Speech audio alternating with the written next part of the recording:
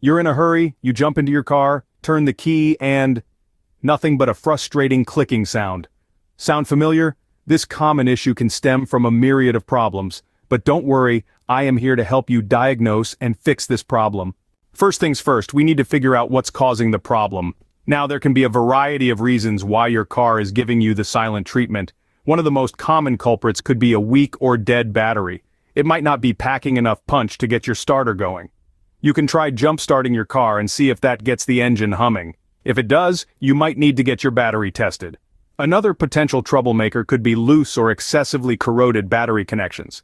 A quick inspection of your battery terminals will tell you if they need a good scrubbing or tightening. Moving on to the starter motor, this little guy could be failing or having a mechanical issue. A simple way to check this is by lightly tapping the starter with a wrench or rod while someone else tries to start the car. If it roars to life, your starter likely needs some TLC or even a replacement. Then there's the possibility of a worn-out starter relay or solenoid. These components can tire over time, so testing or replacing them could be the answer to your problem. Low fuel pressure can also play a role in the silent treatment. Especially for fuel-injected cars, it's important to verify your fuel pressure is within spec. And finally, the issue could be as simple as an immobilizer or anti-theft system acting up. Make sure your key fob battery is in good shape and consider resetting or reprogramming your system. Now that we've identified the potential causes, let's move on to the solutions. Once you've found the culprit, it's time to get your car up and running again. If your battery is weak, give it a jump start. This should provide enough power to start your engine.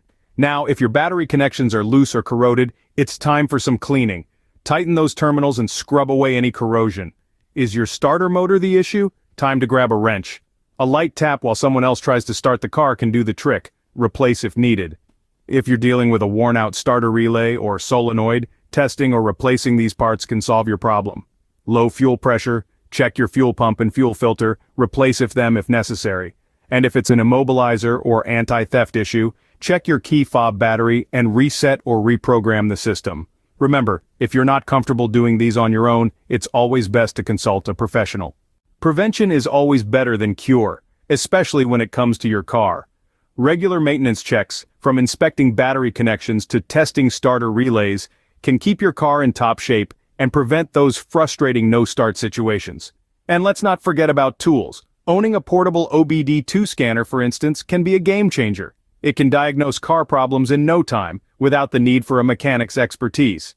Invest in your car's health today. It'll save you time, money, and frustration in the long run. We hope this video has been helpful in understanding and solving your car's starting problem. Knowledge is power, and in this case it can save you both time and money. If you found this video helpful, please give a thumbs up and subscribe. We've got plenty more tips, tricks, and car care wisdom to share, so don't be a stranger. Stay tuned, stay informed.